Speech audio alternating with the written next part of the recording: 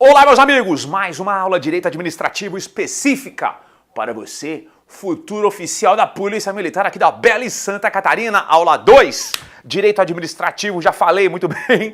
E o meu nome é Leonardo Torres, colegas.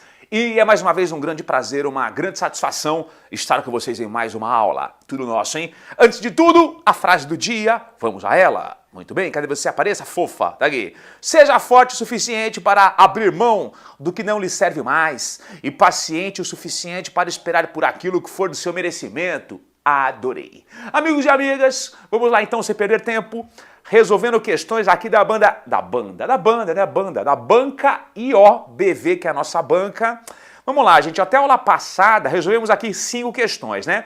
E a última aqui tratava do tema atos administrativos. Questão 6, ela também vai tratar do tema ato administrativo, tema super importante. Então venham comigo lá, vamos lá, questão de número 6. Questão de número 6, muito bem. Vamos lá, gente, ó. Analise os enunciados abaixo. Todo e qualquer ato da administração pública que tiver o condão. Gente, como assim tiver o condão? Ele tem lá a possibilidade, ele tem o poder, né? Todo e qualquer ato administrativo que tiver lá o poder, a possibilidade de repercutir sobre a esfera dos interesses do particular, deverá ser precedido de procedimento em que se assegure efetivo exercício do direito ao contraditório e à ampla defesa. Amigos e amigas, questão corretíssima.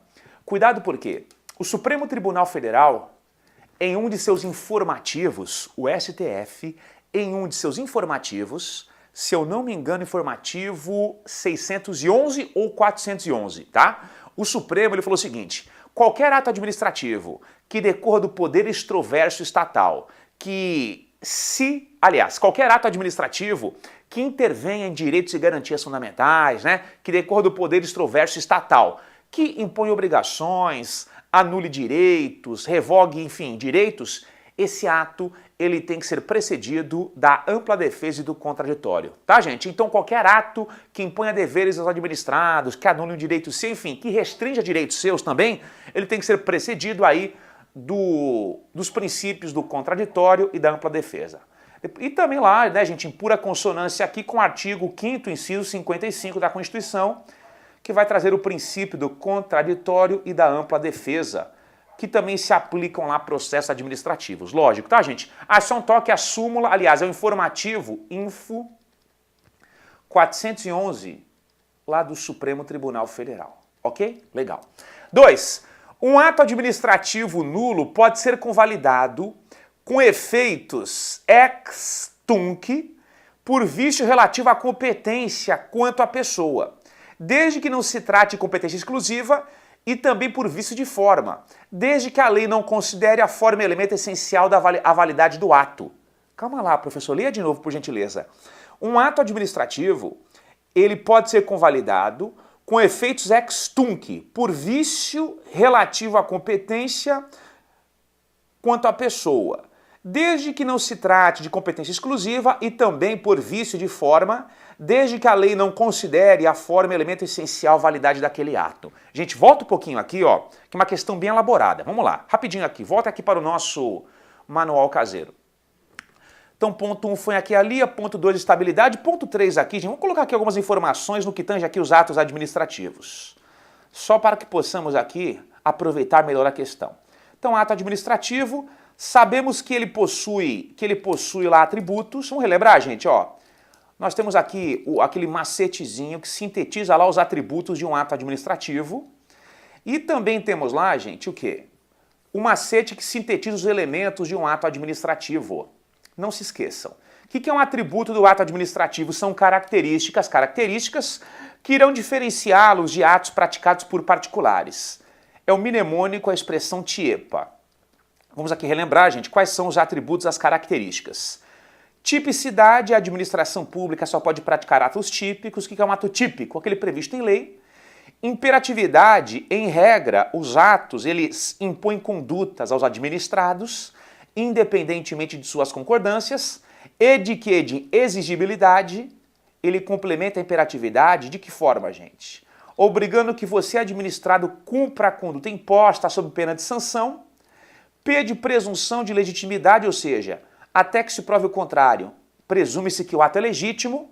E A de autoexecutoriedade, vou abreviar, ó, autoexecutoriedade, em regra, pelo menos é a própria administração que executa o ato e dispensa-se autorização judicial. Legal, elemento, cuidado, e não se confunde com atributo, porque o elemento, ele é o requisito do ato. Todos os atos têm todos. Atributos são características, nem todo ato tem todos eles. Por exemplo, ó, imperatividade, gente, em regra, nem sempre. Exigibilidade que segue a sua sorte, em regra, nem sempre. Autoexecutoriedade, em regra, nem sempre. Então, atributo, característica, previsão doutrinária, nem todo ato tem todos eles. Elementos requisitos, eles formam o ato. A espinha dorsal do ato, todo ato tem todos, previsão legal. E o macete, ó, a expressão MC off. Vamos relembrar? Vamos lá, gente, ó. Motivo, o que é o motivo? É o porquê do ato. C de competência, autorização legal para a prática do ato, legal. O de objeto, que é o conteúdo. Como assim um conteúdo? É o objetivo do ato. Por exemplo, objeto de uma demissão, demitir, de uma suspensão, suspender. F de finalidade. Gente, qual que é a única finalidade geral para a prática do ato? Alcançar o interesse público, né? E a forma é a maneira pela qual o ato se manifesta, se é publicado, se não é, então. Legal. Gente, é isso aí, tá? E a questão em questão, ela vai tratar do quê? Ela vai tratar, gente, lá do artigo 55 da Lei 9784 de 99.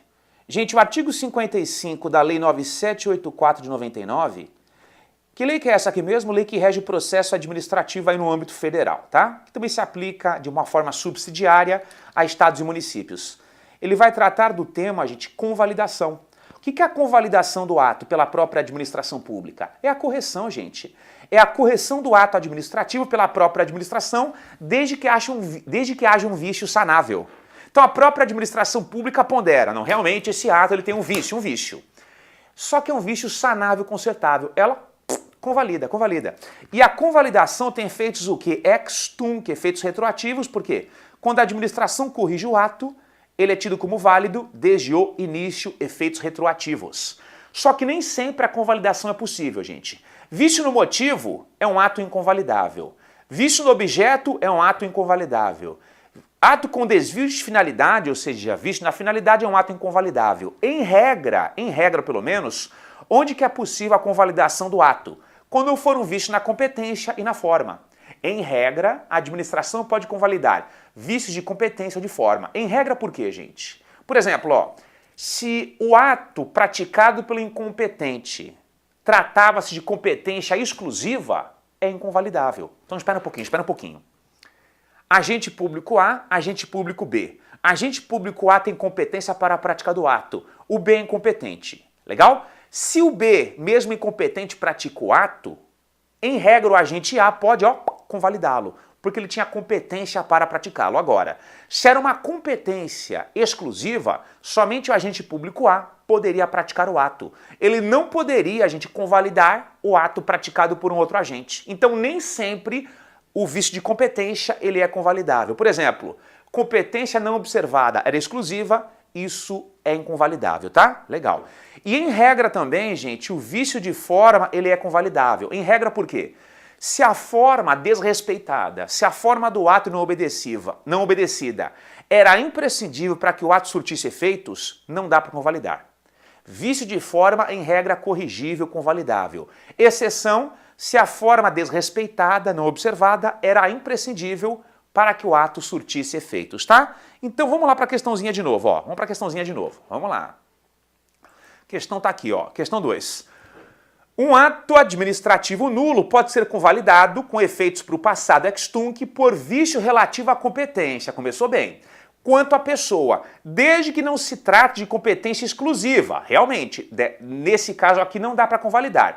E também pode ser convalidado por vício de forma, desde que a lei não a considere a forma elemento essencial à validade daquele ato. Gente, então a 2 é uma obra de arte corretíssima. Ela traduz lá o espírito do tema. 3.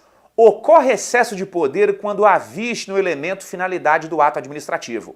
E desvio de poder quando o agente público atua fora ou além da sua esfera de competência para o ato administrativo. Gente, errado por um detalhe, eles inverteram. Opa, ninguém viu nada? Volta aqui um pouquinho, ó. Só para relembrar, gente. Abuso de poder. O abuso de poder, ele é um gênero e nós temos aqui 3 categorias de abuso de poder, gente, ó.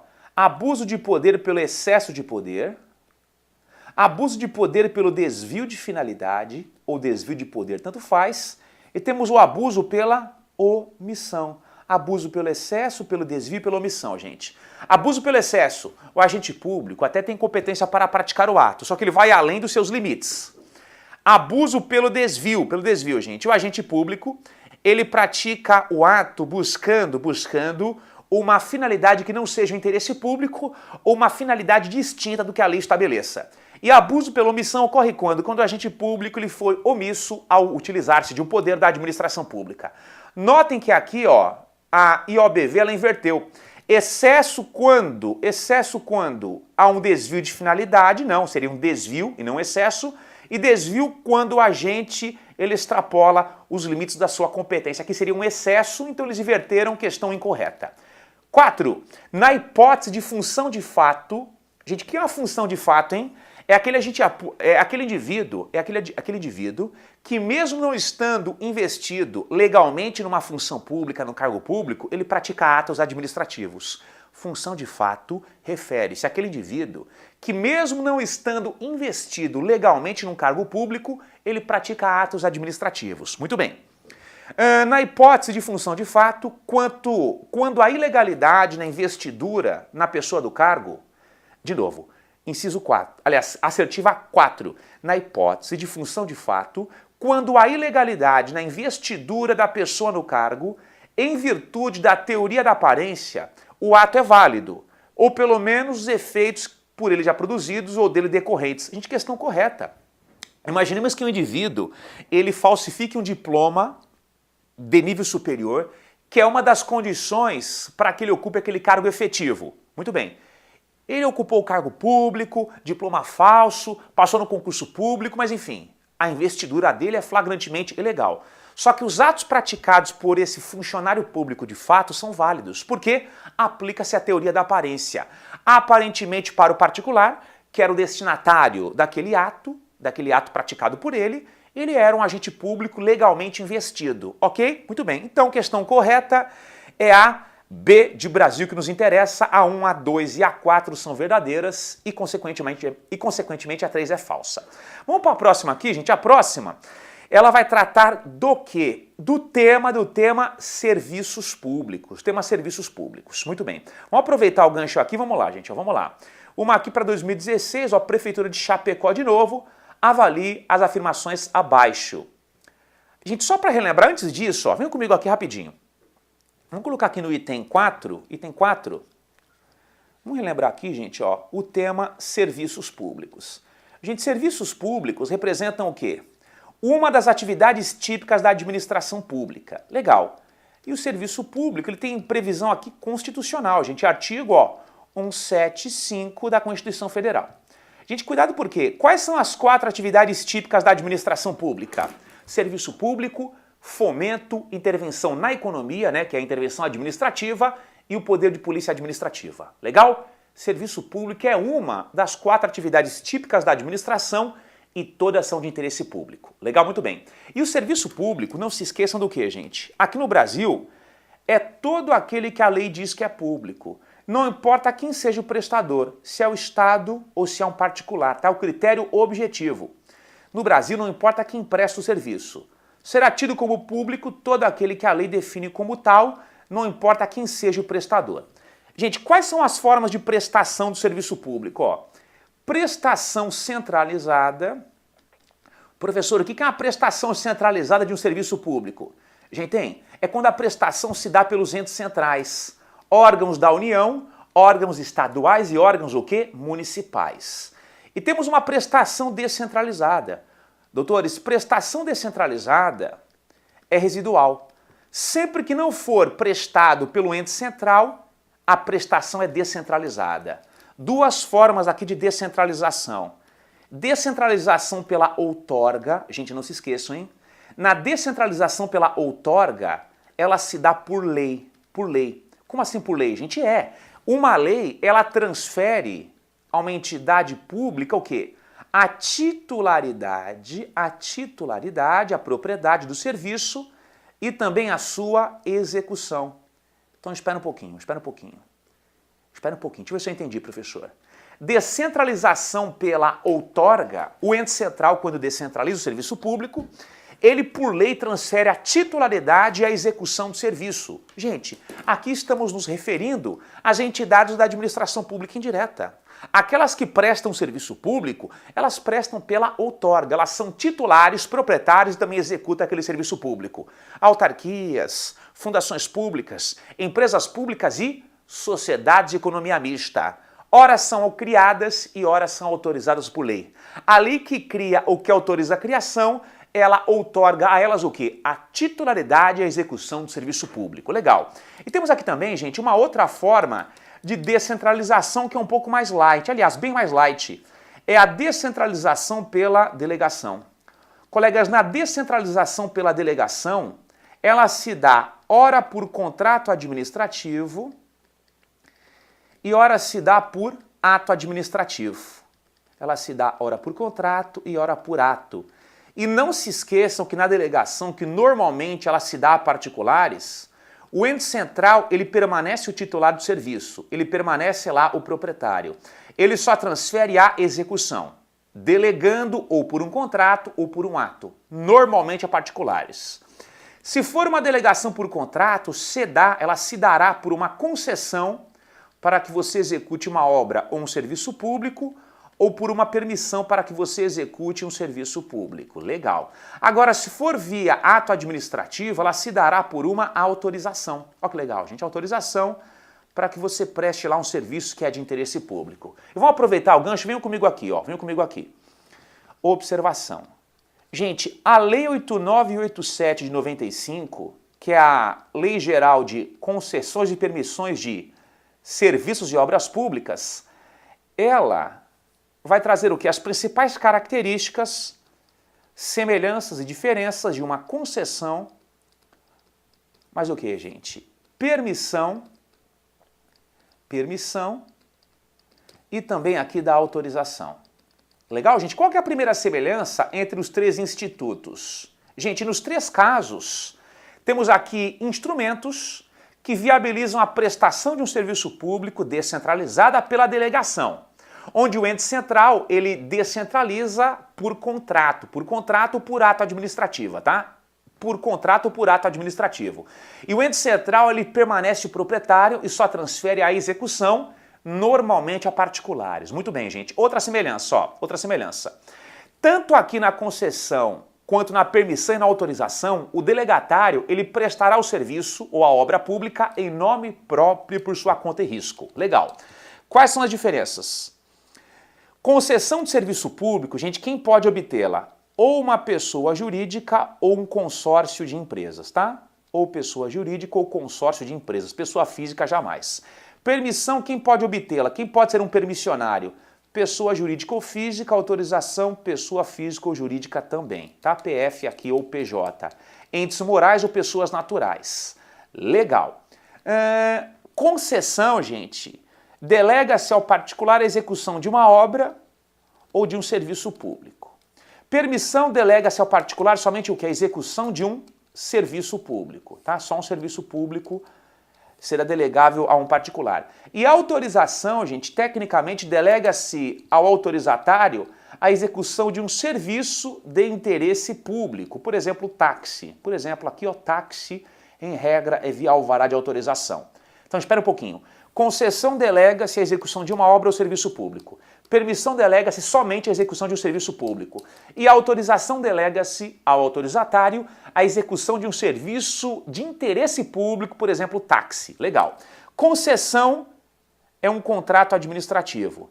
Já que é um contrato administrativo, tem um prazo certo e é bilateral, obrigações mútuas.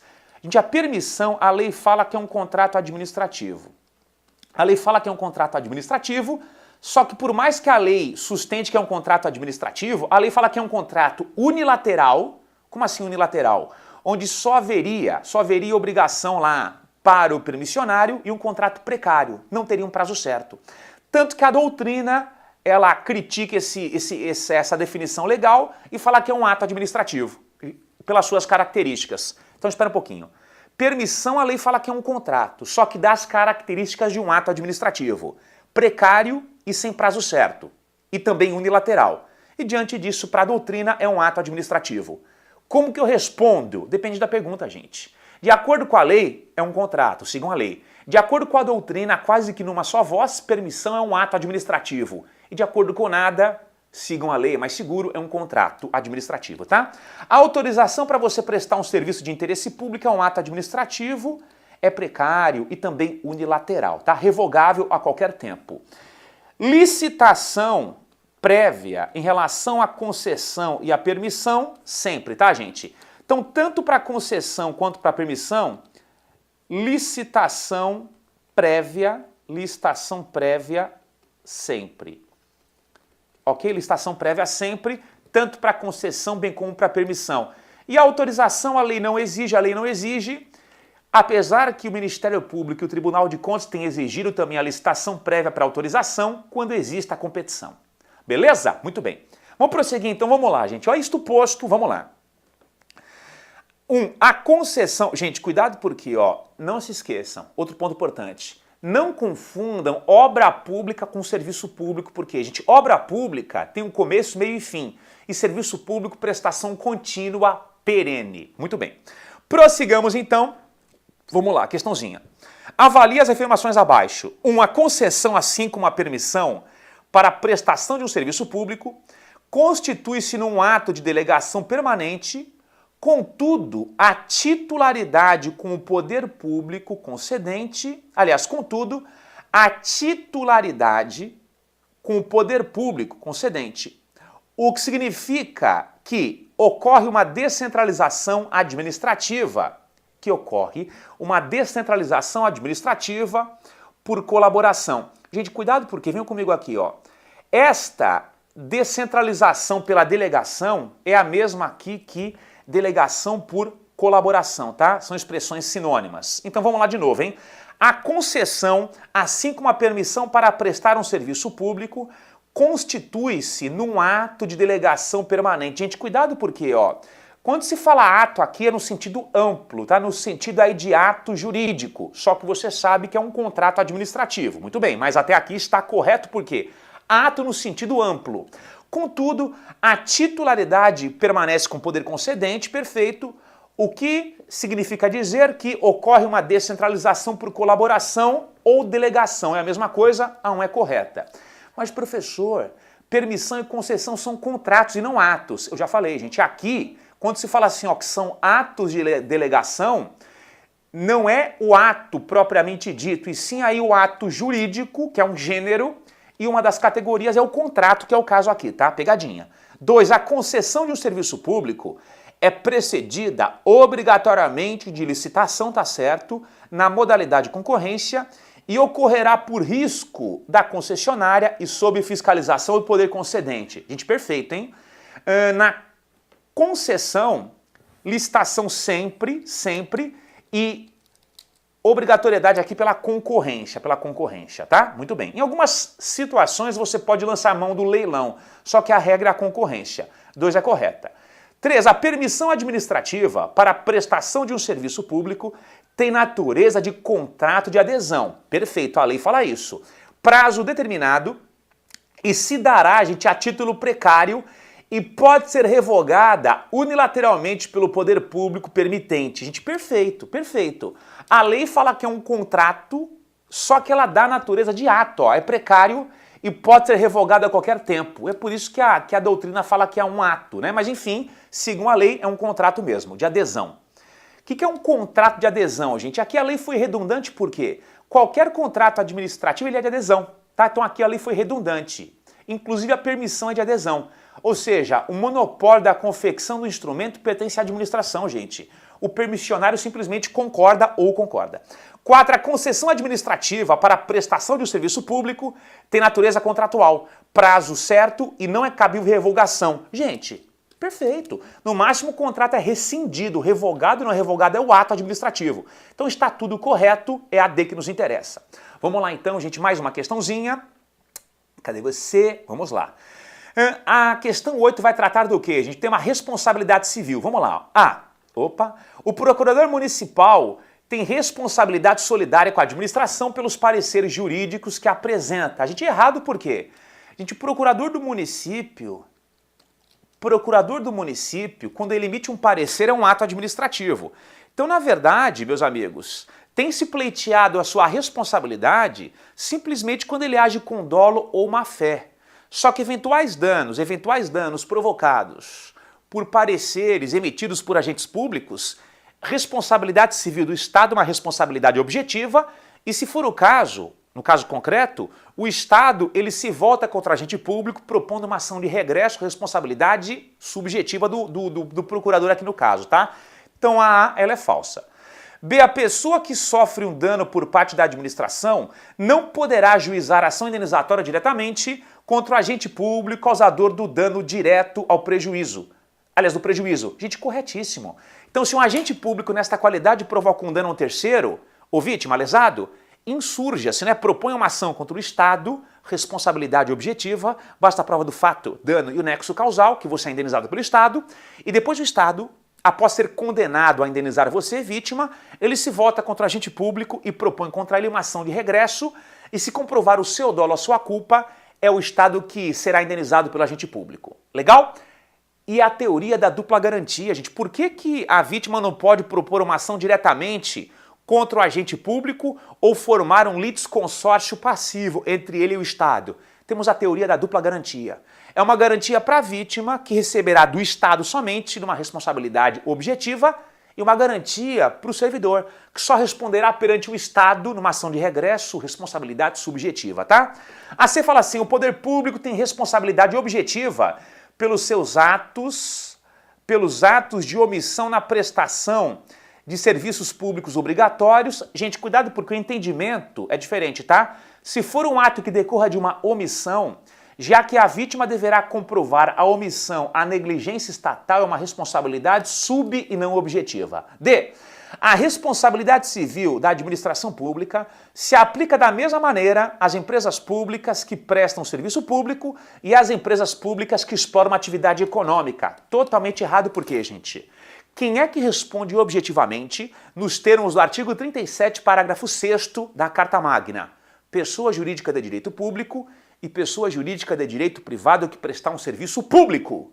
A pessoa jurídica de regime privado que exercer uma atividade econômica está fora do artigo 37, parágrafo 6º. Muito bem. Gente, mais uma questãozinha.